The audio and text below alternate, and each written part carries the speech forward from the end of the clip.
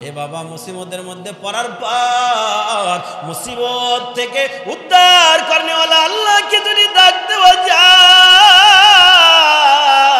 আল্লাহ তাআলা সাথে সাথে মুসিবত থেকে আল্লাহ উদ্ধার করে নেয়। সুবহানাল্লাহ।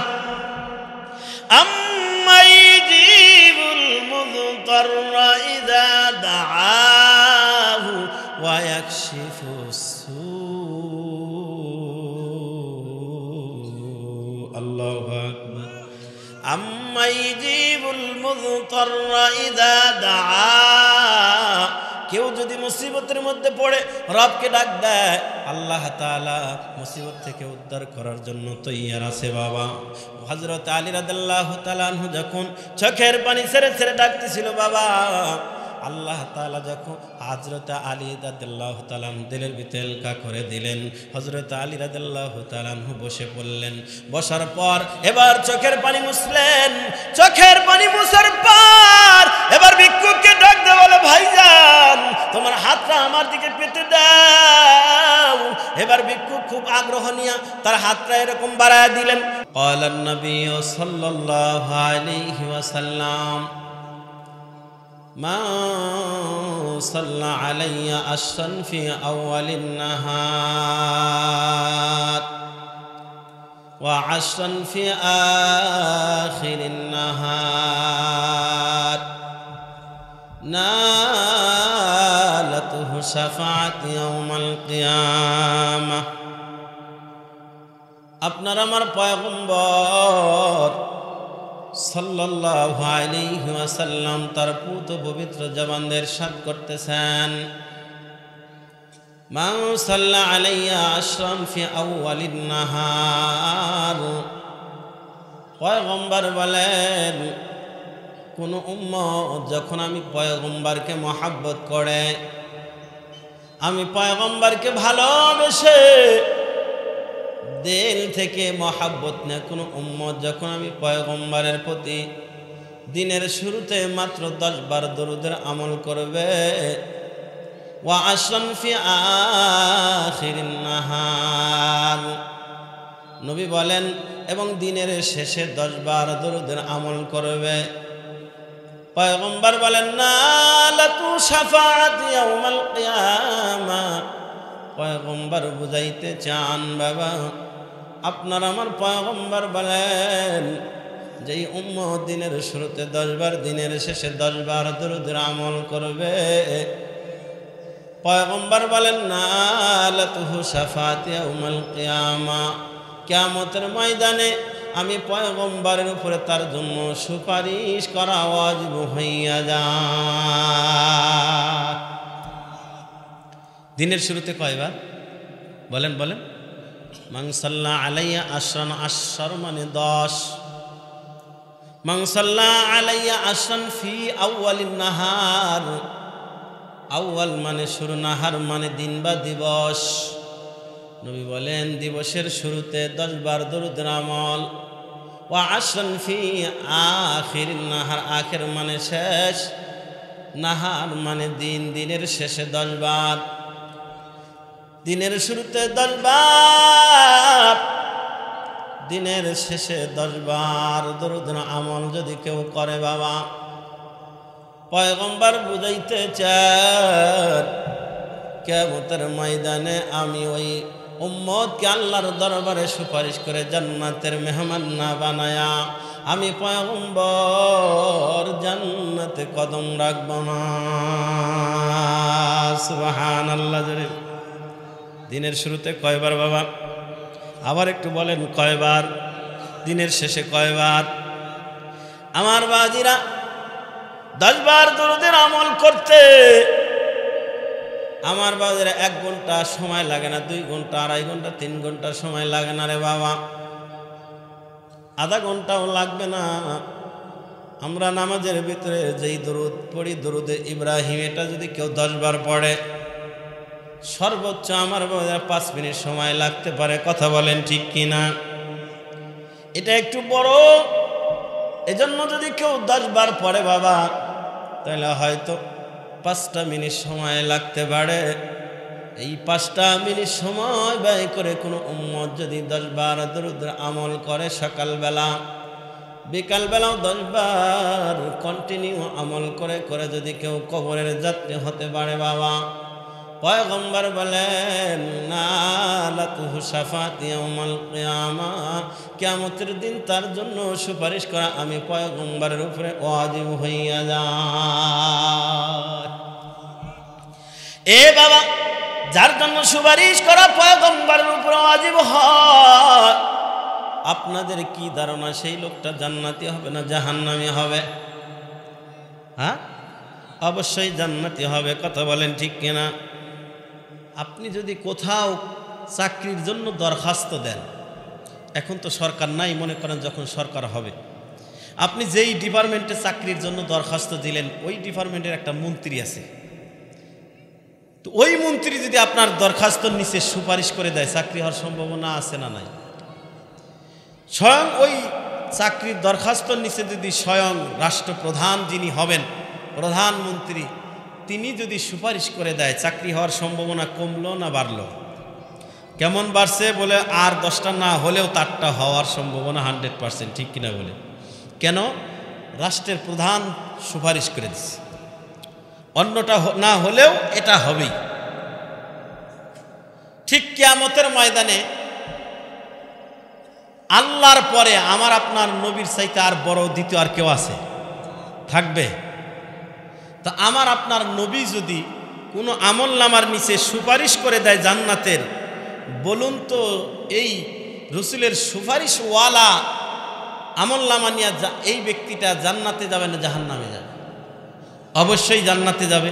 এই জন্য আমি হাদিসের তরজমা এভাবে করেছি, নালাতুহু শাফাআতি ইয়াউমাল কিয়ামা। আপনার আমার পয়গম্বর তিনি বুঝাইতে চাইলেন কিয়ামতের ময়দানে আমি আমার উম্মতকে আল্লাহর তরি জান্নাতে পৌঁছে না দেয়া, পয়গম্বর বলেন আমি জান্নাতে কদম রাখব না।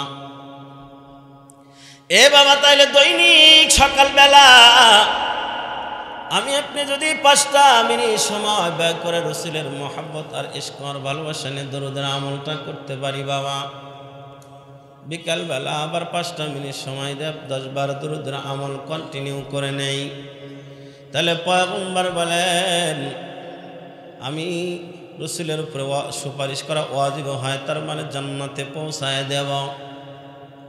এ বাবা, বলুন তো 5টা মিনিট সময় রসুলের মহব্বতে দেওয়া যাবে কি না? দেওয়া যাবে তো ইনশাল্লাহ?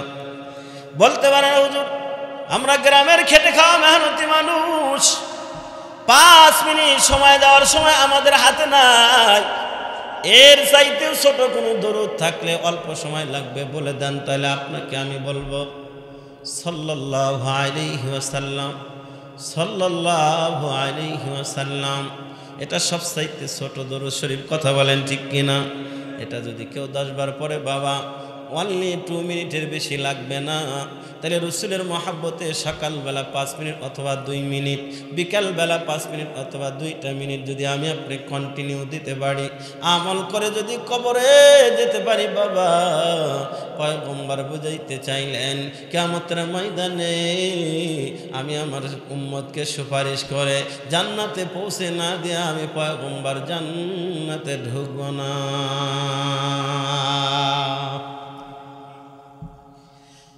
এখন হয়তো কিছু মানুষ মনে মনে খুশি হতে পারেন, হুজুর আপনার মতো আব্দুর রাজ্জাক ভুয়াপুরি হুজুর তো আরো আগে দরকার ছিল। বলে কেন?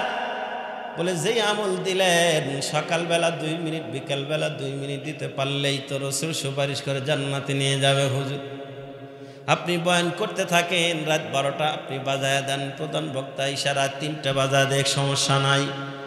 কারণ মাহফিল শোনার পর বাড়িতে গিয়া ল্যাপটা গায়ে দেয়া অথবা পাতলা একটা কম্বল গায়ে দেয়া ঘুমায়া যাব।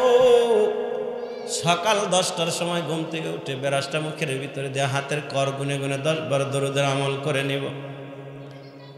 মাগরিবের নামাজের সময় যখন আযান হয় তখন তো কিছু মানুষ মসজিদের দিকে রওনা দেয়, আর আপনি চিন্তা করতেছেন হুজুর যে আমল দিল, মাগরিবের আযান হওয়ার পর আপনি র্যাকেটটা হাতে নিয়ে র্যাকেট খেলার জন্য আপনি যাচ্ছেন অন্যদিকে। আর চিন্তা করতেছেন র্যাকেট খেলতে যাওয়ার সময় কর গুনে গুনে 10-12 দরুদের আমল করে নিলেন। আর চিন্তা করলেন রসুল সুপারিশ করে জান্নাতে নিয়ে যাবে। বলুন তো ব্যাপারটা কি আসলে এমন? এ বাবা, আল্লাহ পাকের যতগুলা ফরজ বিধান সবগুলা হলো আসল। এই আসল আদায় করার পর অতিরিক্ত হিসাবে সকালবেলা 5 মিনিট অথবা 2 মিনিট ব্যয় করে সর্বনিম্ন 10-12 দরুদের আমল।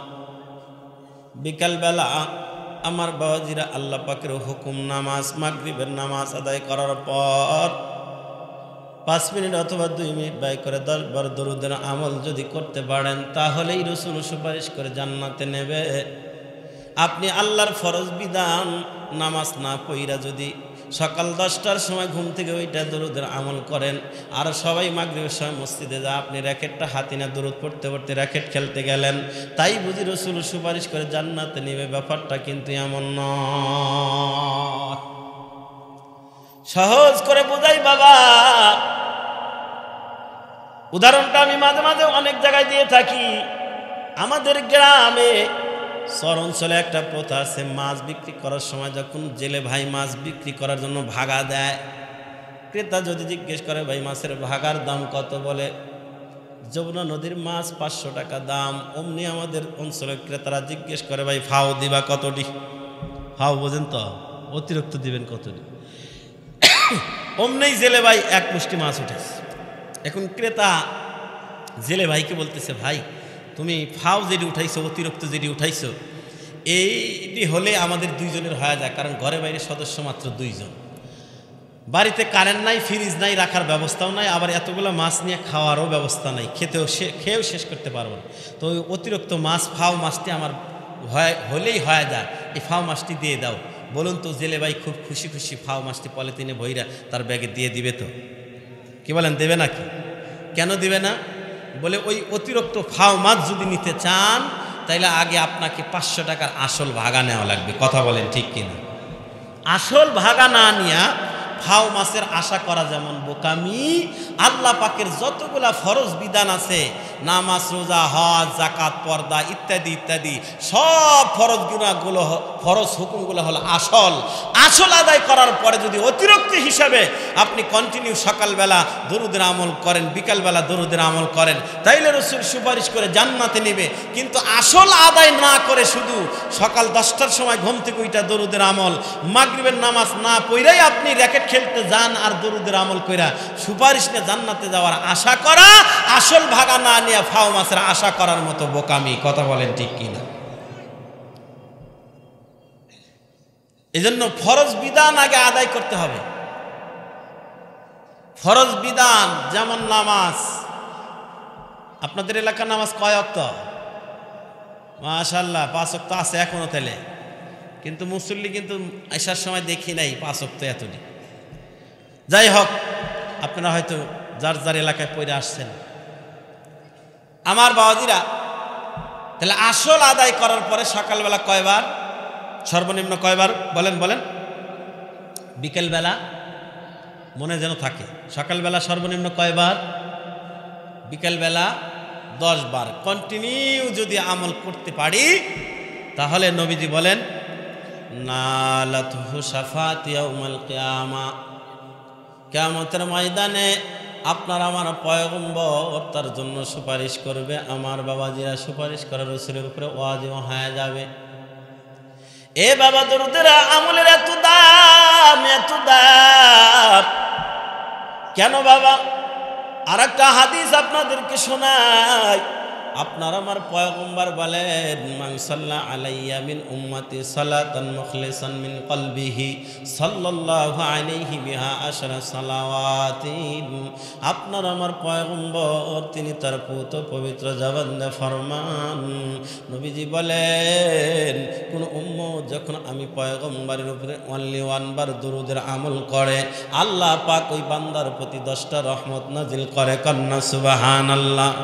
এরপরে নবী বলেন ওয়া কাতাবা বিহা আশরা হাসানাতিন, যিনি দরুদের আমল করলো আল্লাহ তাআলা তার আমলনামায় 10টা নেকি লেখা দেয়। কন্যা সুবহানাল্লাহ। এরপরে নবী বলেন ওয়া মাহা আনহু বিহা আশরা সাইয়্যাতিন, যিনি দরুদের আমল করলো প্রথমে 10টা রহমত প্রাপ্ত হয়ে গেল, এরপরে দ্বিতীয়বার রাসূল বলেন তার আমলনামা 10টা নেকি দেওয়া হলো। তৃতীয়বার নবী বলেন যিনি দরুদের আমল করলো তার আমলনামা থেকে কম পক্ষে 10টা গুনাহ আল্লাহ মুছে দেয়। এরপরে নবী বলেন ওয়া রাফা লাহু আশরা দারাজাতিন, যিনি দরুদের আমল করবে পয়গম্বর বলেন তার মর্যাদা যেখানে আছে সেখান থেকে আল্লাহ তাআলা দুনিয়া আখিরাতে আরো 10 গুণ বাড়ায়া দেয়। সুবহানাল্লাহ। তাহলে একবার পড়লে 4টা লাভ, খেয়াল করেন একবার পড়লে কয়টা লাভ? 1 নম্বর লাভ হলো আল্লাহ পাক 10টা রহমত নাজিল করবেন। 2 নম্বর লাভ আপনার প্রতি আপনার আমলনামা 10টা নেকি দেওয়া হবে। 3 নম্বর লাভ আমলনামা থেকে 10টা গুনাহ মুছে দেওয়া হবে। 4 নম্বর লাভ মর্যাদা 10 গুণ আল্লাহ বাড়ায় দিবে। সুবহানাল্লাহ জোরে বলি। তাইলে সর্বনিম্ন যদি সকালবেলা 10 বার পড়েন বাবা, এই হাদিসের আলোকে বোঝা যায় আপনি যখন 10 বার সর্বনিম্ন 10 বার দরুদের আমল করে নিলেন, পয়গম্বরের ঘোষণা অনুযায়ী 10-10 কে 100, সকালবেলা 10 বার দরুদের আমল করে নিলেন মানে আল্লাহর কাছ থেকে 100টা রহমত প্রাপ্ত হয়ে গেলেন। আমলনামায় 100টা নেকি লেখা দেওয়া হলো, আমলনামা থেকে 100টা গুনাহ মুছে দেওয়া হলো। এরপরে মর্যাদা আল্লাহ তাআলা 100 গুণ বাড়ায় দিল।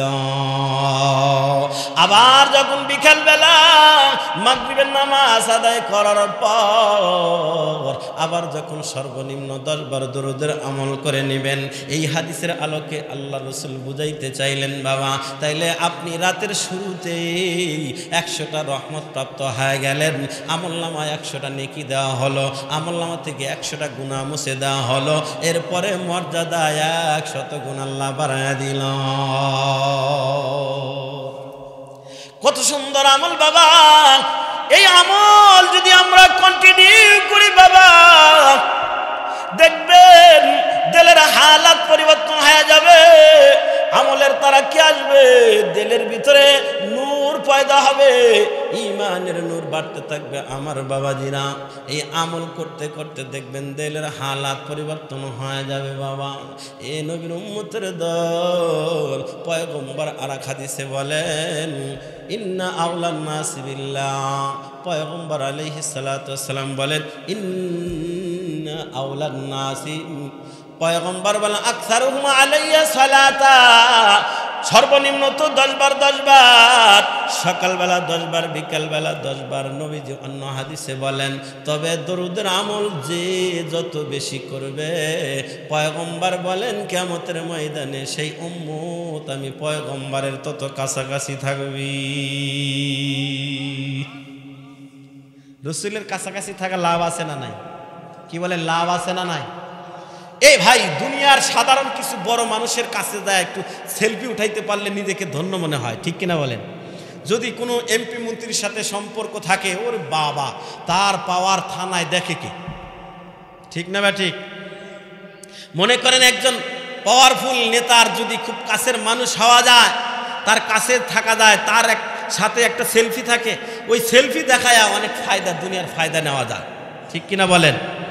যে দেখো আমি অমুকের কাছের মানুষ, কাছে কাছে থাকি, দেখো তার সাথে আমার সেলফি, একসাথে খানা খাইতেছি, একসাথে গাড়িতে বসে আসি, ওই সেলফি দেখায় অনেক ফায়দা নেওয়া যায় দুনিয়াতে। তো আখিরাতে যেহেতু নবীর চাইতে বড় আর কেউ নাই, আল্লাহর পরে আমার আপনার নবীর স্থান, সেই নবীর যদি কাছাকাছি থাকা যায়, কি বলেন ওখানে বুঝি রসুলের কাছাকাছি থেকে ফায়দা পাওয়া যাবে না?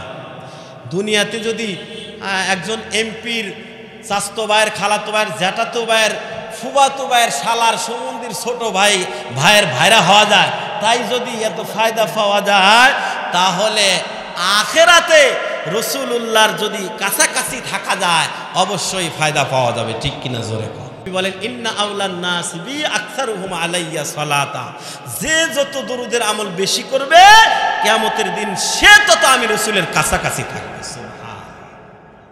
কি বলেন, রাসূলের কাছাকাছি থাকতে মনে চায় না? কি বলেন, চায়? তাহলে দরুদের আমল শুরু করে দেন। নামাজ বাদ দিয়া না নামাজ পড়ার পর? কথা ভালো করে বুঝেন, নামাজ পড়া বাদ দিয়া না নামাজ পড়ার পর? আল্লাহর ফরজ বিধানগুলো মানার পর। আমার বাবাজিরা, এই দরুদের আমলের দাম এত কেন বেশি? আমার বাবাজিরা, প্রত্যেকটা কাজের গুরুত্ব বাড়ে কিন্তু করনেওয়ালার উপরে। কাজ করনেওয়ালা যত বড় দামি হয়, তার ঘোষণা, তার কাজের দাম কিন্তু তত বেশি হয়। ঠিক কিনা বলেন? একদম চেয়ারম্যানের হুকুম যেই পরিমাণ গুরুত্ব পায়, একজন এমপি সাহেবের হুকুম কিন্তু চেয়ারম্যানের হুকুমের চাইতে আরো বেশি গুরুত্ব পায়। ঠিক কিনা বলেন? একজন এমপি সাহেবের ঘোষণা গুরুত্ব যেই পরিমাণ হয়, স্বয়ং রাষ্ট্রপ্রধান, প্রধানমন্ত্রীর ঘোষণার গুরুত্ব কিন্তু এমপির ঘোষণা, মন্ত্রীর ঘোষণার চাইতে আরো গুরুত্ব বেশি পায়। ঠিক কিনা বলেন? কেন বাবা, কেন? বলে মানুষ যত দামি, তার কথা আর তত দাম, কথার তত ওজন হয়। এ বাবা, রাষ্ট্রপ্রধানের কথার যেমন গুরুত্ব বেড়ে যায়, কিয়ামতের ময়দানে আমার বাবাজিরা পয়গম্বরের চাইতে যেহেতু বড় আর কেউ থাকবে না, পয়গম্বরের ঘোষণার দাম অনেক বেশি, পয়গম্বরের কাছাকাছি থাকাতে লাভ হবে বেশি। এই জন্য নবী বলেন, ইন্না আওলান নাসি বি আকসারুহুম আলাইয়া সালাতা, যে যত বেশি দরুদের আমল করবে কিয়ামতের ময়দানে সেই উম্মত আমি পয়গম্বরের তত কাছাকাছি থাকবে।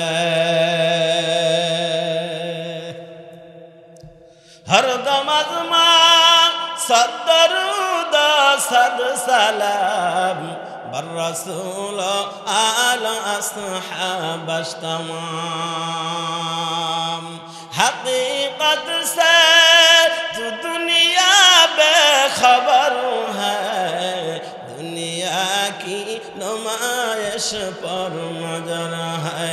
नमी गोयम क्या आज दुनिया जुदा बस, बाहर कारे के बाशी बा खुदा बाश, चिस्ते दुनिया आज खुदा गाफिल बुदन, ने कमाशा नकरहा फरजंद ज़ात।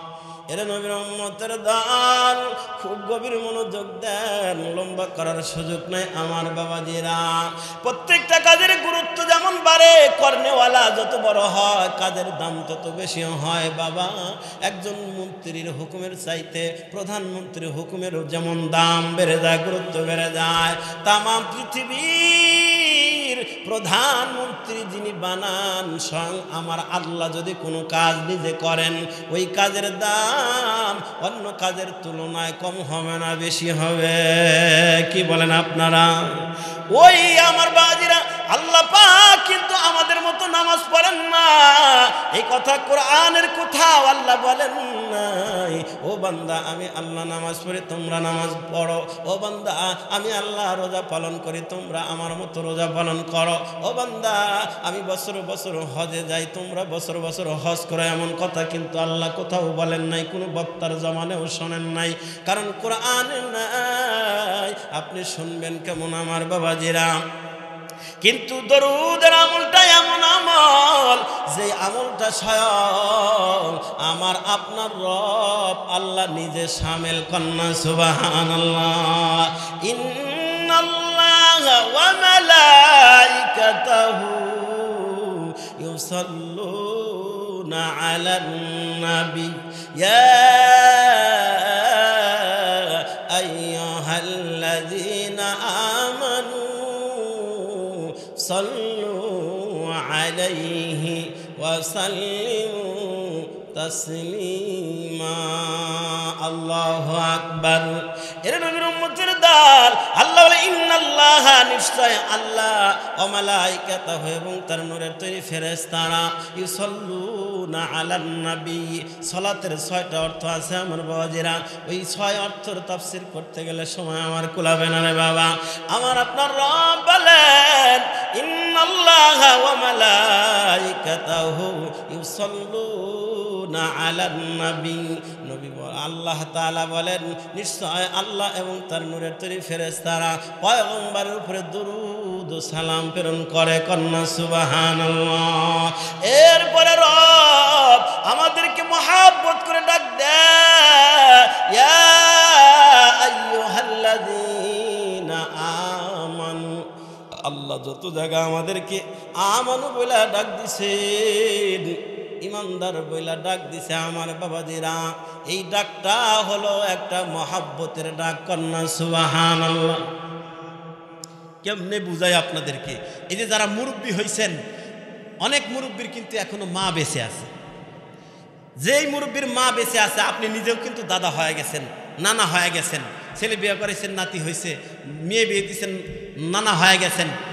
এরপরেও যদি আপনার মা বেঁচে থাকে, আপনি চুল দাড়ি পেকে গেছে, এরপরে যদি আপনার মা আপনাকে ডাক দেয়, আমাদের ভুয়াপুরের ভাষায় বলে ও গেদা এদিকে আয়। গেদা বুঝেন?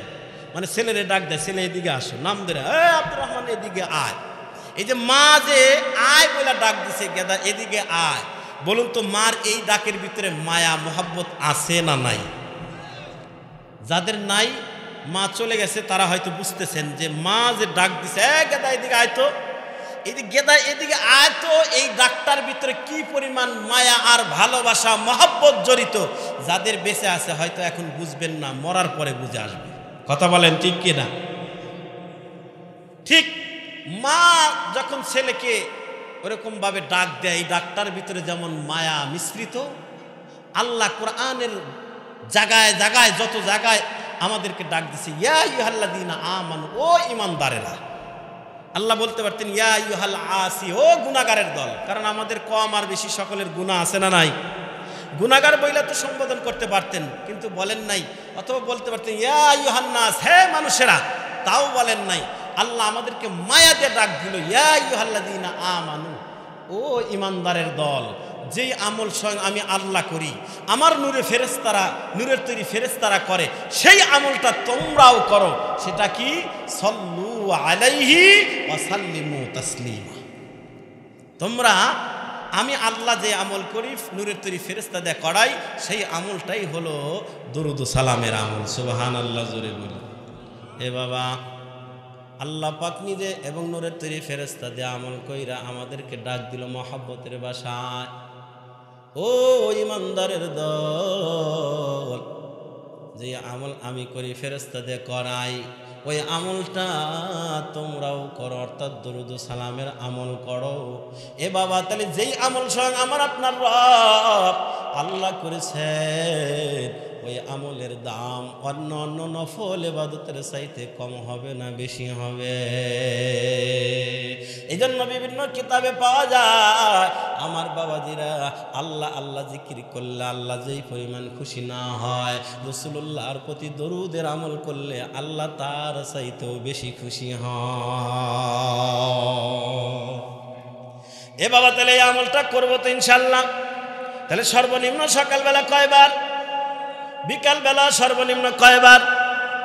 আমার বাজিরা, তবে যে যত বেশি পড়বে, 100 বার যদি পড়তে পারেন সাল্লাল্লাহু আলাইহি ওয়াসাল্লাম, 5-6 মিনিটের বেশি লাগবে না বাবা।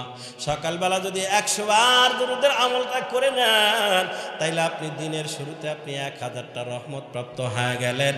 আমলনামায় 1000টা নেকি লেখা নিলেন, আমলনামা থেকে 1000টা গুনাহ মুছে গেল, মর্যাদায় 1000 গুণ আল্লাহ বাড়ায় দিল। বিকালবেলা আবার যখন মাগরিবের নামাজ পড়ার পর আবার 100 বার পড়ে নিলেন বাবা, তাইলে আপনি রাতের শুরুতে 1000টা রহমত প্রাপ্ত হয়ে গেলেন।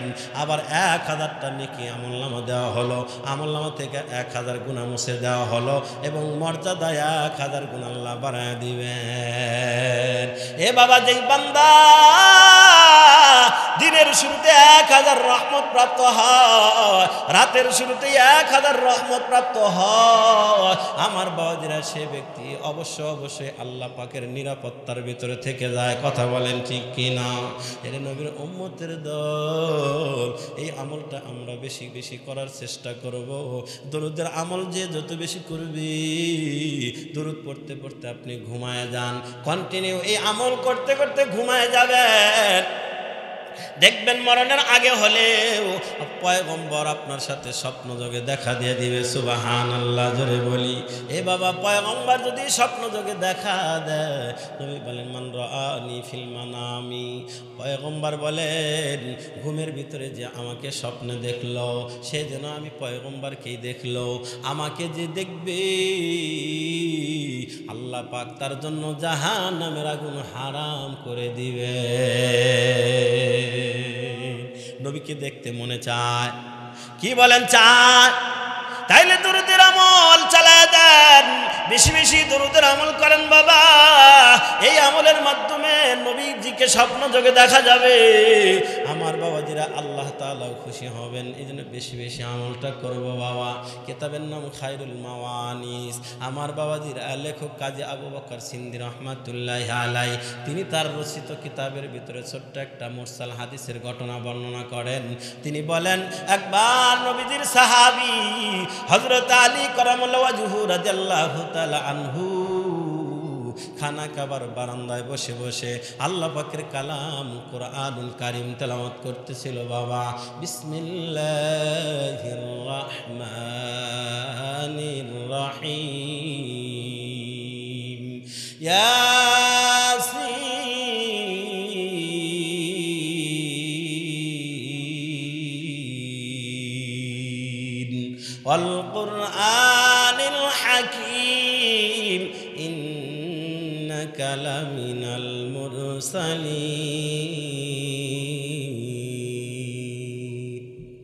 আল্লাহ পাকের কালাম তেলাওয়াত করতেছিল বাবা।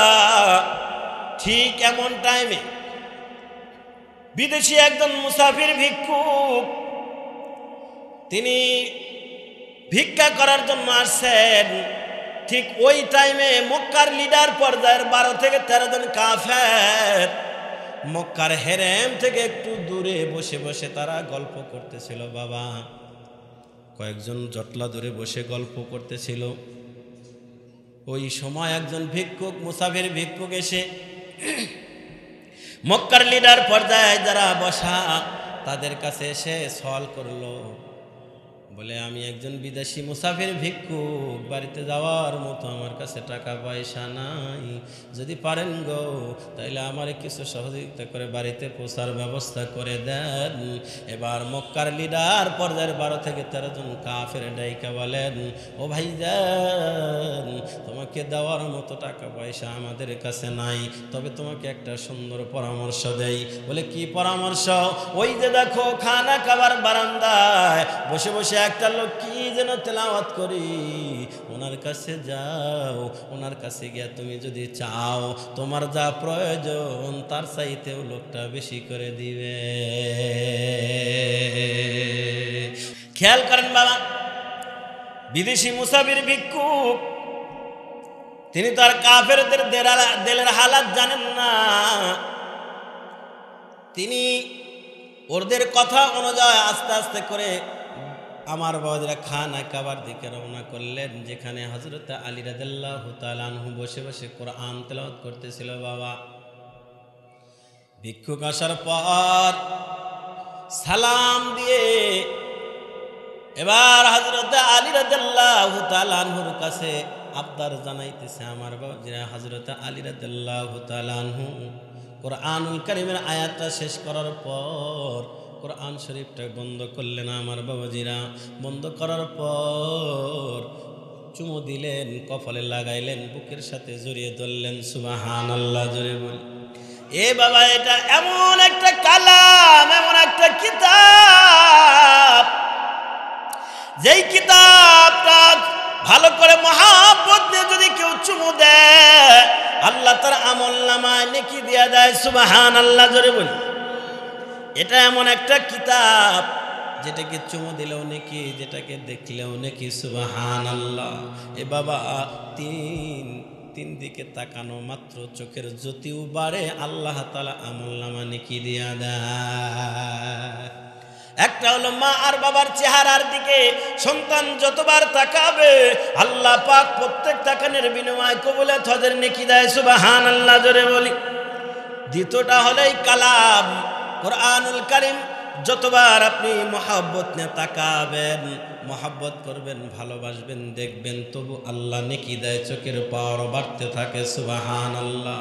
3 নাম্বার বাইতুল্লাহর দিকে আপনি তাকাবেন, চোখের পাওয়ার বাড়বে, আল্লাহ আমলনামা নেকি দিবে।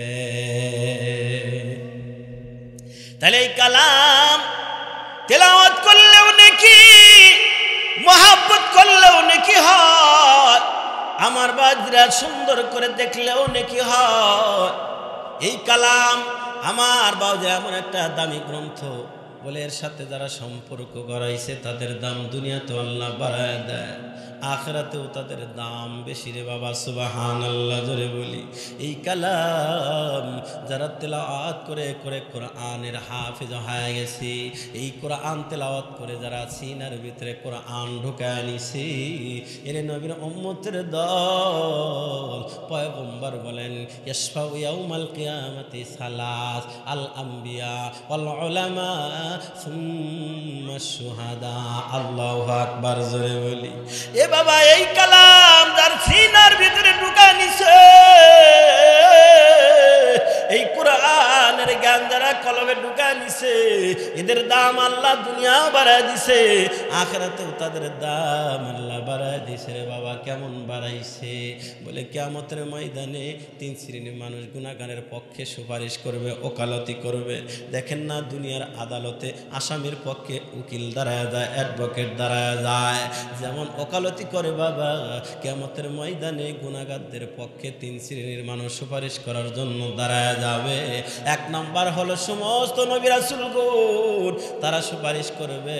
2 নম্বরে নবী বলেন আল উলামা, যারা আলেম, যাদের সিনার ভিতরে কোরআনের জ্ঞান, ইলমে ওহির জ্ঞান, এই মানুষগুলা কিয়ামতের ময়দানে অ্যাডভোকেটের ভূমিকা অবতীর্ণ হবে, ওকালতি করবে রে। তাদের সাথে যারা সম্পর্ক রাখবে, তাদেরকে যারা ভালোবাসবে, কিয়ামতের ময়দানে তাদের পক্ষে আল্লাহর আদালতে দাঁড়ায় যাবে, সুবহানাল্লাহ জোরে বলি। এ বাবা তাইলে আলেমদের সাথে সম্পর্ক ভালো রাখা দরকার কি দরকার না? কি বলেন, দরকার আছে না নাই? কারণ এই মানুষগুলা যারা আলেম, যাদের সিনার ভিতরে কোরআন হাদিসের জ্ঞান, এই মানুষগুলা কিয়ামতের ময়দানে সুপারিশ করবে, অ্যাডভোকেটের ভূমিকা অবতীর্ণ হবে বাবা। আপনি যদি দুশ্মনী রাখেন, তাদেরকে কষ্ট দেন, জেলখানা বইরা রাখেন, তাইলে তো এই আলেমগুলা আপনার পক্ষে সুপারিশ করতে দাঁড়াবে না, বরং বিপক্ষে দাঁড়াবে। কথা বলেন ঠিক কিনা? পক্ষে যদি নিতে চান বাবা, তাইলে এই কোরআনের প্রতিষ্ঠানকে ভালোবাসা লাগবে, কোরআন মহব্বত করা লাগবে। যে কোরআন যাদের সিনা, এদেরকেও ভালোবাসা লাগবে, মহব্বত করা লাগবে। কিয়ামতের ময়দানে আল্লাহ তাআলা তাদের সুপারিশ কবুল করে জান্নাতের ফয়সালা করবেন, সুবহানাল্লাহ। এ বাবা কোরআনের এত পাওয়ার, এত পাওয়ার। কোরআন যারা তেলাওয়াত করবে, কোরআন যারা মানবে, কোরআনের বিধান পালন করবে, নবী বলেন ইযা বুদিয়াল মাইয়িতু ফি কবরিহি জাআল কুরআনু ইনদা রাসিহি ওয়াস সালাতু আন ইয়ামিনিহি ওয়াস সিয়ামু আন শিমালিহি ওয়া সাইরুল হাসানাতি ইনদা রিজলাইহি। খেয়াল করেন, যারা কোরআন ভালোবাসবে, কোরআনের প্রতিষ্ঠান ভালোবাসবে, কোরআন সিনার ভিতরে ঢুকাবে, কোরআন যাদের সিনায় আছে আলেমরা, তাদেরকে যারা ভালোবাসবে, খেয়াল করেন বাবা, নবী বলেন এই মানুষগুলা যখন মরবে, এই মানুষগুলাকে যখন কবরে দাফন করা হবে, ইযা বুদিয়াল মাইয়িতু ফি কবরিহি, যখন তাদেরকে কবরে রাখা হবে, এই কোরআনুল কারীম তাদের মাথার কাছে এসে দাঁড়ায় যাবে, বডিগার্ড হিসেবে দাঁড়ায় যাবে, পাহারাদার হিসেবে দাঁড়ায় যাবে, সুবহানাল্লাহ জোরে বলি। কিয়ামতের ময়দানে নয়, আমার বোধহয় কবরের কথা বলতেছি। আপনাকে যখন কবরে রাখা হবে, আপনি যদি কোরআন আল্লাহ হন, কোরআন তেলাওয়াতকারী হন, কোরআনের প্রতিষ্ঠান ভালোবেসেছেন, কোরআন আল্লাহদেরকে ভালোবেসেছেন, তাহলে আপনাকে আপনজন যখন কবরে নামাবে সাথে সাথেই কোরআন আপনার মাথার কাছে এসে দাঁড়ায় যাবে। বানায় কইলাম, রাসূল বলেন ইদা বুদি আল মাইয়িতু ফি কবরিহি জা আল কুরআনু ইনদা রাসিহি, মাথার কাছে আসবে কোরআন। ওয়াস সালাতু আন ইয়ামিনিহি, ডান পাশে দাঁড়াবে নামাজ। ওয়াস সিয়ামু আন শিমালিহি, মাহে রমজানের রোজা দাঁড়ায় যাবে বাম পাশে। ওয়াসাইরুল হাসানাতি ইনদা রিজলাইহি, আর অন্যান্য যত নফল ইবাদত আছে, দান সদকা মাহফিল শোনা, এরপরে নফল নামাজ, সব নফল ইবাদতগুলো পায়ের কাছে দাঁড়ায় যাবে। মাথার কাছে কোরআন, ডান পাশে নামাজ, বাম পাশে রোজা, পায়ের কাছে অন্যান্য নফল ইবাদতগুলো দাঁড়ায় যাবে। ফেরেশতা ঢুকতে যাবে, ফেরেশতাকে ঢুকতে দেওয়া হবে না। সুবহানাল্লাহ জোরে বলে। কোরআন কথা বলবে মানুষের মতো, সুবহানাল্লাহ বলি।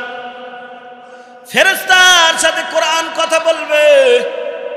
ফেরেশতা যখন ঢুকতে যাবে, কোরআন বলবে আমার বন্ধু কেবল ঘুমাইছে, আমার বন্ধুরে ডিস্টার্ব করা দরকার নাই। বন্ধুর কাছে তুমি কি জানতে চাও, যা তোমার জানার দরকার, আমি কোরআনকে তুমি প্রশ্ন করো। আমার বন্ধু কেবল ঘুমাইছে, ডাক দেওয়া যাবে না, আমার বন্ধুর পক্ষ থেকে সব সওয়াবগুলো দিয়ে দেব। অন্য জায়গায় নবী বলেন আসিয়াম ওয়াল কুরআন ইয়াশফাআন লিল আবদি ইয়াউমাল কিয়ামাহ, ইয়াকুলু সিয়াম ইয়াকুলুল কুরআন আয় রব্বি মানাতুহুন নাওমা বিল্লাইল ফাশাফিনি ফিহি। কোরআন কিয়ামতের ময়দানে কথা বলবে। কোরআন যারা ভালোবাসছেন, প্রতিষ্ঠান ভালোবাসছেন, প্রতিষ্ঠানকে ভালোবেসে কোরআনওয়ালা একটা হাফেজ বানা, একটা মাদ্রাসার ছাত্র জাগির রাখছিলেন, আমার ভাই 3 বেলা খাবার দিছিলেন কোরআন ভালোবাসা, কারণ তাদের সিনার ভিতরে কোরআন জাগির রাখছিলেন, একটু টাকা পয়সা দিছিলেন, কোরআনকে ভালোবাসছিলেন।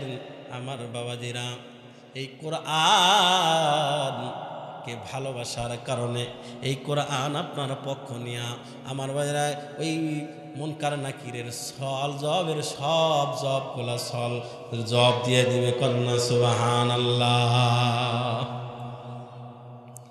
কোরআন কথা বলবে। নবী বলেন আল কুরআন হুজ্জাতুল লাকা ওয়া আলাইকা।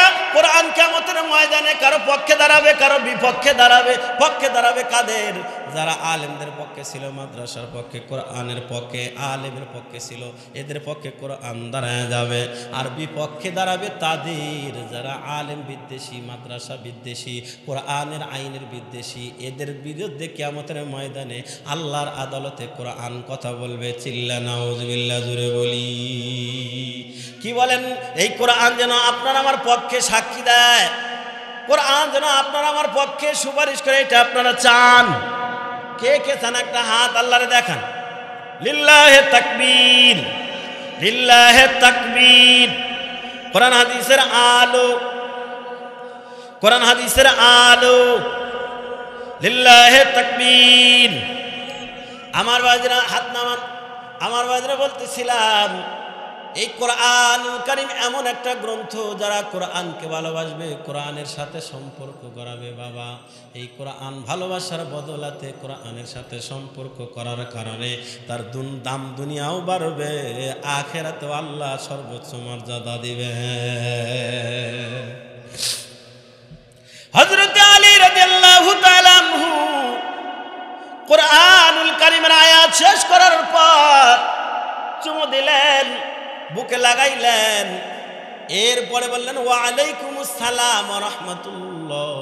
সালামের জবাব দেয়, বলে মা সাআলতা ইয়া আখি আল মুকাররম, ভাই তুমি কি চাও, কেন তুমি আসছো? এবার ওই মুসাফির ভিক্ষুক ডাক দেয়, বলে ভাইজান আমি একজন বিদেশি মুসাফির মানুষ, বাড়িতে যাওয়ার মতো টাকা পয়সা নাই, ভাড়া নাই। ওই যে লোকগুলো দেখা যায় ওনাদের কাছে আমি একটু চাইলাম, সহযোগিতা চেয়েছিলাম, ওনারা কিছু দেয় নাই, বরং ওনারা আপনাকে দেখা দেয়, বললো আপনি নাকি যা চাওয়া যায় চাওয়ার চাইতে বেশি করে দিয়ে থাকেন। হুজুর আমি বাড়িতে যাওয়ার মতো আমার কাছে ভাড়া নাই, যদি পারেন আমার কিছু সহযোগিতা করে বাড়িতে পৌঁছার একটু ব্যবস্থা যদি করে দিতেন। এবার হযরত আলী রাদিয়াল্লাহু তাআলা আনহু কুরআনুল কারীম এরকম বুকে ধরে দাঁড়ায় গেলেন, দাঁড়াইয়া ওই দিকে তাকায় দেখলেন যে ওখানে কারা বসা। হযরত আলী রাদিয়াল্লাহু তাআলা আনহু ওই দিকে তাকায় দেখতেছেন, বাবা আর কেউ না, দুনিয়ার ওই সময়ের মক্কার লিডার পর্যায়ের কাফেররা বসা। এ বাবা কাফেররা বসা, এটা দেখার পর হযরত আলী রাদিয়াল্লাহু তাআলা আনহু বুঝতে পারলেন ওরা আমার কাছে কেন পাঠাইছে, ওদের উদ্দেশ্য তো ভালো না। এ বাবা নবীজির সাহাবী হযরত আলী রাদিয়াল্লাহু তাআলা আনহু বুঝতে পারছেন ওদের উদ্দেশ্য ভালো না। এখন চিন্তা করতেছে ভিক্ষুকের হাতে দেওয়ার মতো তো আমার কাছে কোনো টাকা পয়সা নাই, কি দেব, দেওয়ার মতো কিছু নাই, কিন্তু খালি হাতেও তো দেওয়া যাচ্ছে না, কারণ ওই মক্কার লিডার পর্যায়ের কাফেররা আমার কাছে পাঠায় দিছি। এখন যদি আমি কিছু দিতে না পারি ওরা উপহাস করবে, ঠাট্টা করবে, এরা মুসলমান, কেমন মুসলমান, ভিক্ষুককে খালি হাতে ফেরত দেয়, ভিক্ষুকের হাতে কিছু দেয় না, উপহাস করবে। হযরত আলী রাদিয়াল্লাহু তাআলা আনহু টেনশনে পড়ে গেলেন, কি করা যায়। এবার হযরত আলী রাদিয়াল্লাহু তাআলা আনহু কুরআনুল কারীম এরকম বুকের সাথে ধরার পর এবার আসমানের দিকে তাকাইয়া চোখের পানি ছেড়ে কান্না শুরু করে দিলেন, রব আমি কি করব, তুমি তো আমার হালাত জানো। এ বাবা হযরত আলী রাদিয়াল্লাহু তাআলা আনহুর সংসারের অবস্থাটা আমার বাজে, ঘরে 3 বেলা খাবার থাকতো না, এমন অবস্থা তার ঘরে ছিল। ওই সময়টা এমন চলতেছিল, আমার হযরত হাসান হুসাইন 3 দিনকার ভুখা ছিল, না খাওয়া ছিল। হযরত আলী রাদিয়াল্লাহু তাআলা আনহু না খাওয়া। এ বাবা খাবার কেনার মতো পয়সা নাই, যেই মানুষটার কাছে খাবার কেনার মতো পয়সা নাই ওই মানুষটার কাছে ভিক্ষুক দাঁড়ায় রইছে, চিন্তা করে খালি দিলে ওই মক্কার কাফেররা উপহাস করবে, আর যদি কিছু দিতে না পারি উপহাস করবে আমাকে নিয়ে এবং নবীকে নিয়ে, ইসলামকে নিয়ে ঠাট্টা করবে, কি করা যায়। হযরত আলী রাদিয়াল্লাহু তাআলা আনহু এবার উপরের দিকে তাকায় চোখের পানি ছেড়ে কান্না শুরু করে দিলেন। বাবা এ বাবা দিল থেকে যদি কোনো বান্দা বান্দি রবকে ডাক দেয়, আল্লাহ বলেন উদুনি আস্তাজিব লাকুম, বান্দা যখন দিল থেকে আল্লাহকে ডাক দেয়, আল্লাহ বলে লাব্বাইকা ইয়া আব্দি, আল্লাহ বান্দার ডাকে সাথে সাথে সাড়া দেয়। সুবহানাল্লাহ, জোরে বলি। আল্লাহ বহু জায়গায় বলেছেন ওয়া ইযা সাআলাকা ইবাদি আন্নি ফাইন্নী করিব উজিবু দাওয়াতাদ দাঈ ইযা দাআন ফালইস্তাজিবু লি ওয়াল ইউমিনু লাআল্লাহুম ইয়ারশুদুন।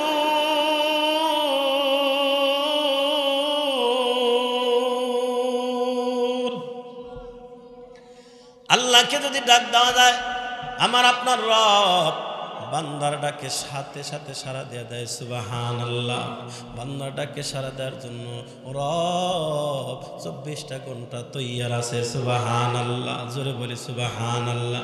পয়গম্বর বলেন ইন্নাল্লাহা ইয়াবসুতু ইয়াদাহু বিল-লাইল লিয়াতুবা মুসিউন নাহার ওয়া ইয়াবসুতু ইয়াদাহু বিন-নাহার লিয়াতুবা মুসিউল লাইল হাত্তা তাতলুয়া শামসু মিন মাগরিবিহা।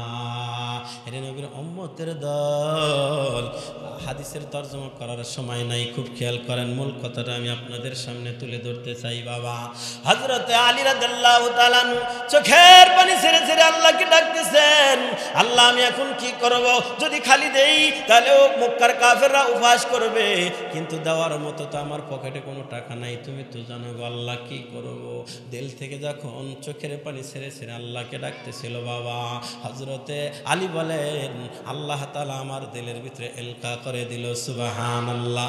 এ বাবা মুসিবতের মধ্যে পড়ার পর মুসিবত থেকে উদ্ধার করনেওয়ালা আল্লাহকে যদি ডাক দেওয়া যায়,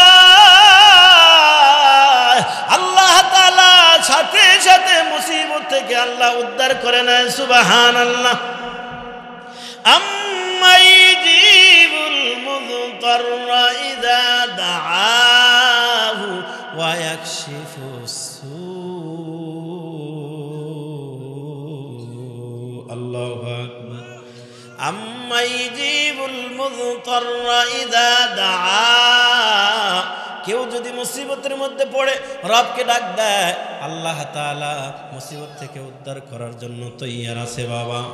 হযরত আলী রাদিয়াল্লাহু তাআলা আনহু যখন চোখের পানি ছেড়ে ছেড়ে ডাকতেছিল বাবা, আল্লাহ তাআলা যখন হযরত আলী রাদিয়াল্লাহু তাআলা দিলের ভিতরে এলকা করে দিলেন, হযরত আলী রাদিয়াল্লাহু তাআলা বসে পড়লেন।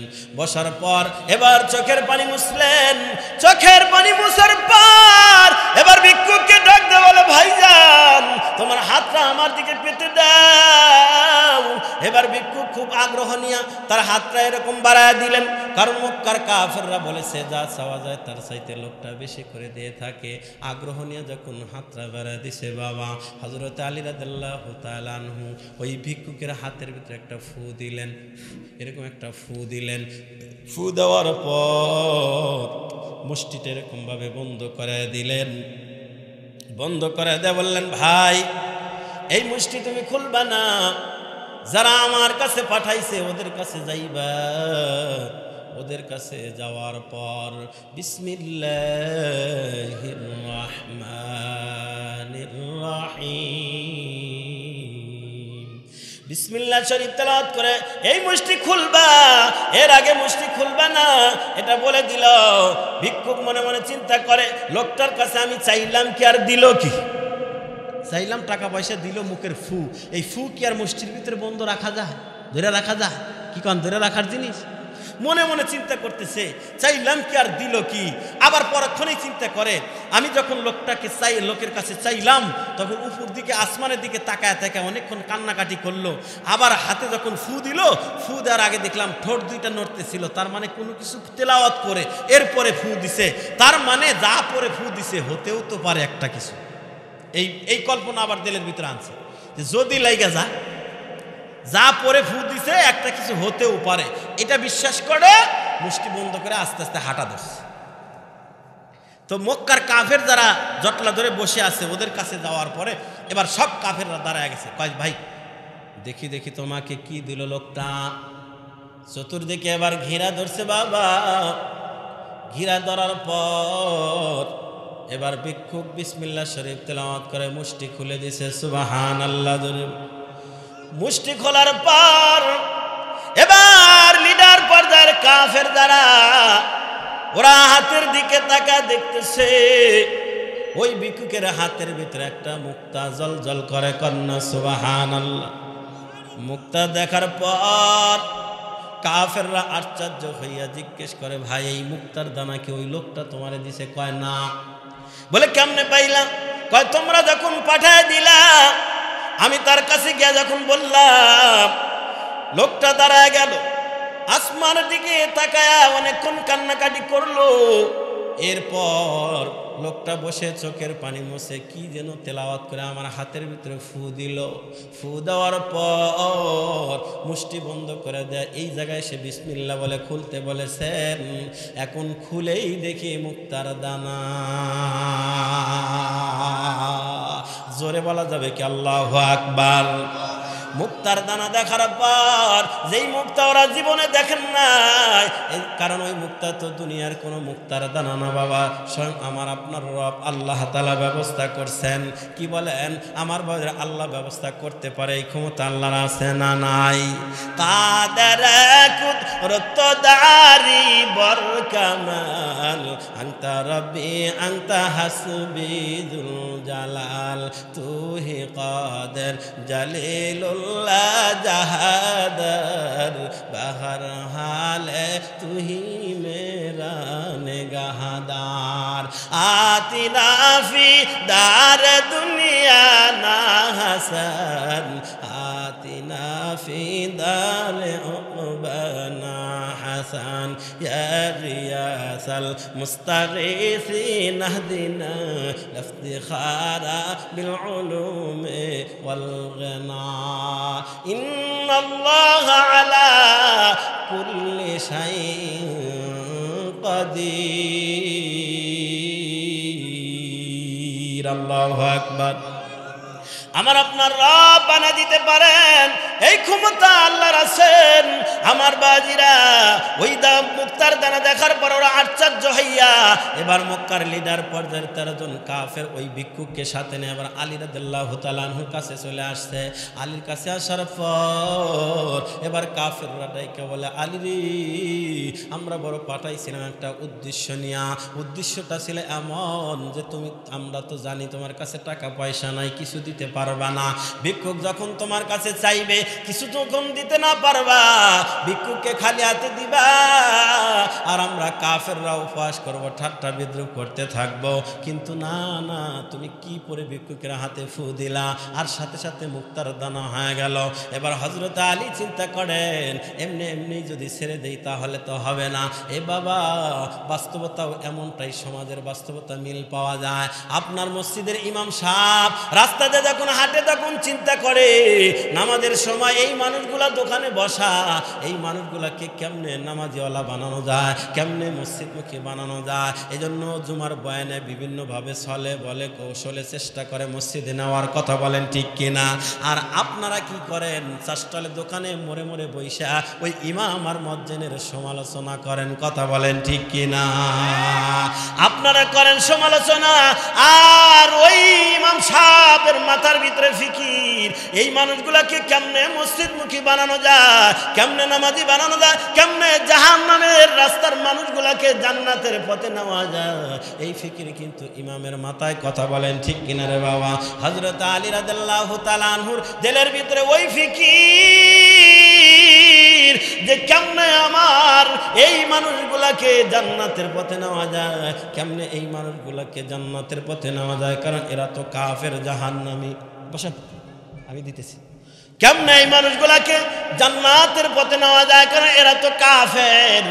আমার বাজিরা, কিতাবের ভিতরে লেখা হয়, হযরত আলী রাদিয়াল্লাহু তাআলা আনহু চিন্তা করলো যে এই মানুষগুলাকে বেঈমানের পথ থেকে ঈমানের পথে কেমনে আনা যায়, এই মানুষগুলাকে জাহান্নামের পথ থেকে কেমনে জান্নাতের পথে নেওয়া যায়। এই চিন্তা চেতনা করার পর আমার বাজিরা হযরত আলী রাদিয়াল্লাহু তাআলা আনহু মক্কার কাফেরদেরকে বললেন, আমি কি করে ফু দিলাম আর মুক্তার দানা হলো এটা আমি বলবো। একটু কৌশল করলো, বলে কৌশলটা কি?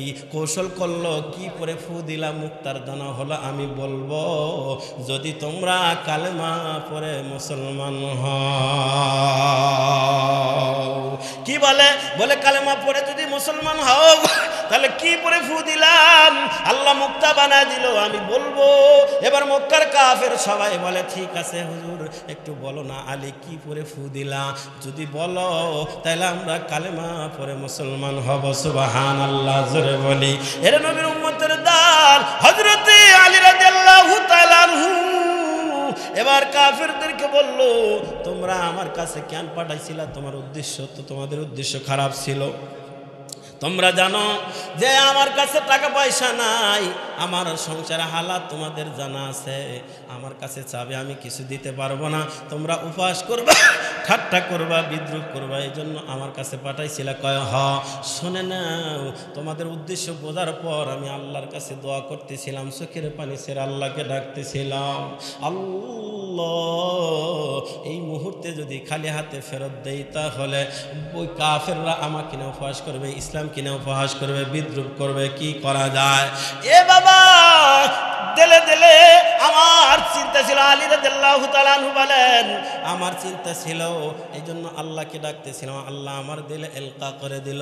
আমি বসে পড়লাম, আমি আল্লাহর উপরে পূর্ণ আস্থা বিশ্বাস রাইখা রাসূলুল্লাহর প্রতি দরুদের আমল কইরা আমি ভিক্ষুকের হাতে ফু দিলাম।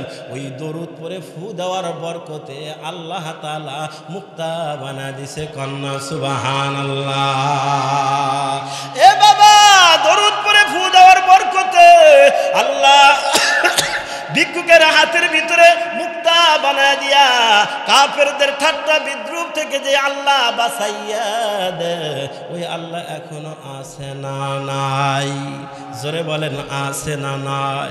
এ বাবা, দরুদ পরে ফু দেওয়ার বরকতে আল্লাহ তাআলা মুক্তার দানা বানায় দে কাফেরদের ঠাট্টা বিদ্রুপ থেকে বাঁচায় দিল।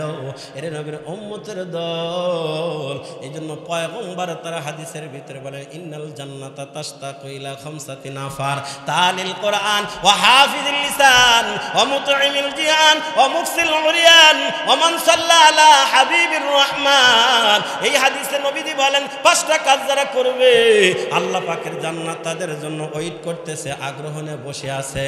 এরা মরবে, আপনজন জানাজা পড়ে কবরে রাখবি, আল্লাহ ফেরেশতারা রিসিপশন করে জান্নাতে নিয়ে নেবে। সুবহানাল্লাহ। জোরে বলি বাবা সুবহানাল্লাহ।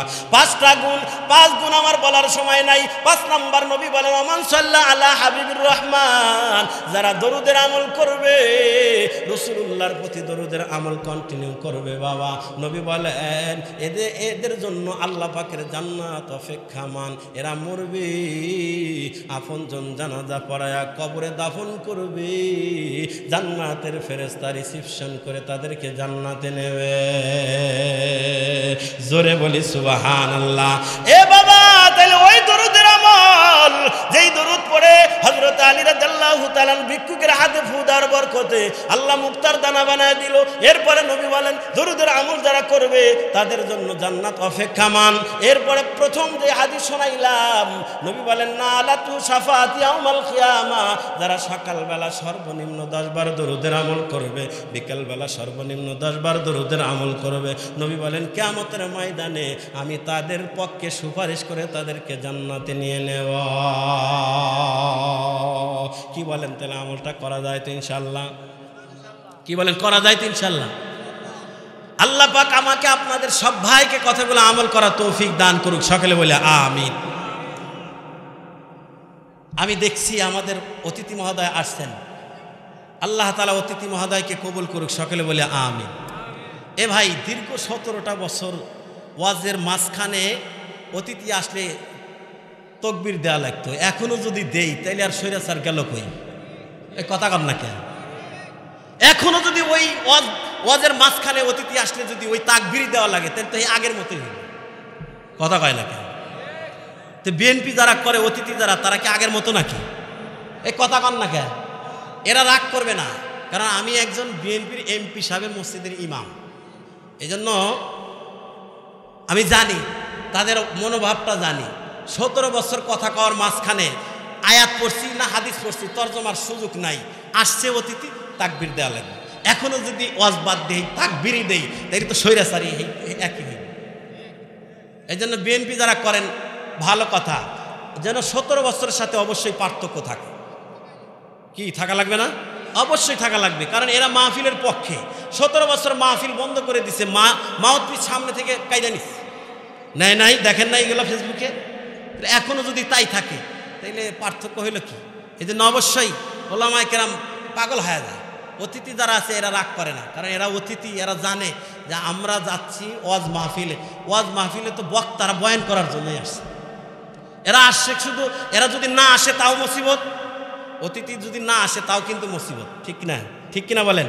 কারণ দাওয়াত করছেন, যদি না আসে তাহলে বলবো যে অতিথি দাওয়াত দিলাম আসলো না। আবার আসার পরে যদি একটু বক্তব্য লম্বা দেয় তাও কিন্তু আপনারা সমালোচনা করেন, আসছি হুজুর করে কথা শোনার জন্য, এই সময় খায়া দিল, বলে না বলে না। এই জন্য তারা ওয়াজ মাহফিলে আসে কিন্তু দুইটা কথা বললে দোয়া নিয়ে যাবে, লম্বা চড়া বক্তব্যও না, আর তারা অস করার জন্য আসে না, শুধু দোয়া নেওয়ার জন্য, দেখা করার জন্য, দাওয়াত রাখার জন্য, কারণ এদের অনেক ঝামেলা থাকে। এই জন্য অতিথি যারা আসছে নিশ্চয় আমার কথা শুনে তারা রাগ করবে না, কারণ তারা তো বুঝমান মানুষ। আমরা কত আন্দোলনের ফসলে, কত রক্তের বিনিময় গেল স্বৈরাচার,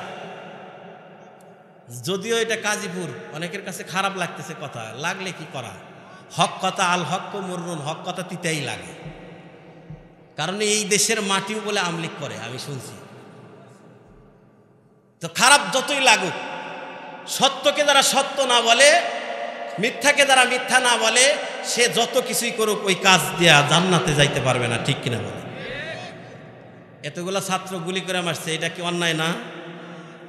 আলেমদেরকে জেল খাটাইছে, শাপলা চত্বরে রক্ত দিয়া রঞ্জিত করছে, এটা কি অন্যায় না? পিলখানায় বিডিআরদেরকে মাইরা ফেলাইছে, আর্মি অফিসারদেরকে, এটা কি অন্যায় না? তো এইগুলা অন্যায়কে যারা চোখে দেখে না, নামাজ পড়লেই জান্নাতে যাওয়া যায় না, হজ করলেই জান্নাতে যাওয়া যায় না। অন্যায়কে অন্যায় বলতে হবে, সেটা যদি আপনার বাবা করে তাও অন্যায়কে অন্যায় বলতে হবে, তাইলে আপনি জান্নাতে যাইতে পারবেন। আমার বাবাজিরা, আমি অল্প সময় শেষ করে দিব, এরপরে অতিথি কথা বলবে। তো বলতেছিলাম মাঝখানের কথা, যে এই কোরআনের পক্ষে আমরা আছি, কথা মনে আছে তো? মাদ্রাসার পক্ষে আছে। এই কোরআন এমন একটা দামি গ্রন্থ, বলে যাদের সিনার ভিতরে কোরআনের জ্ঞান, তাদের দাম আল্লাহ বাড়ায় দিছে। কিয়ামতের দিন তারা সুপারিশ করবে গুনাহগারের পক্ষে। 3 শ্রেণীর মানুষ সুপারিশ করবে, মনে আছে তো? ক্বালান নবী সাল্লাল্লাহু আলাইহি ওয়াসাল্লাম, ইয়াশফাউ ইয়াউমাল কিয়ামাতি সালাসাল আমবিয়া ওয়াল উলামা সুম্মা শুহাদা। কিয়ামতের ময়দানে 3 শ্রেণীর মানুষ গুনাহগারের পক্ষে সুপারিশ করে জান্নাতে নেবে বাবা। 1 নাম্বার সমস্ত নবী আর রাসূলগণ, 2 নাম্বার হলো সমস্ত উলামায়ে কেরাম, যাদের সিনার ভিতরে কোরআনের জ্ঞান আছে বাবা। এ বাবা, তাহলে এই কোরআন কোথায় শিক্ষা দেওয়া হয়? স্কুলে? কোথায়? কলেজে, ভার্সিটিতে? কোথায় দেওয়া হয় বাবা? তাহলে মাদ্রাসায় কোরআনের শিক্ষা দেওয়া হয়, তাহলে এই মাদ্রাসা আমাদের দরকার আছে না নাই? এ বাবা, যেই সময় রাত 3:30টার সময়, যেই সময় আমাদের পরনের লুঙ্গি কোথায় থাকে, অনেক সময় খবর থাকে না বাবা, ঘুম থেকে ওইটা লুঙ্গি খোটা লাগে, কথা কোন ঠিক কিনা? ওই সময় এই মাদ্রাসার ছোট ছোট বাচ্চারা কোরআনুল কারীম তেলাওয়াত করার জন্য ঘুম থেকে উঠা ঠান্ডা পানি দিয়ে ওযু করার পর আমার বাবা কোরআন সামনে নিয়ে তারা কোরআন তেলাওয়াত করে বাবা। ওই তেলাওয়াত করার ব্যবস্থা যারা করবে, টাকা দেয়া, পয়সা দেয়া, বুদ্ধি দেয়া, সময় দেয়া, শ্রম দেয়া, যারা এই প্রতিষ্ঠানকে ভালোবেসে সহযোগিতা করবে, আমার বাবাজিরা, এই কোরআন কিয়ামতের ময়দানে তাদের পক্ষে দাঁড়ায় যাবে।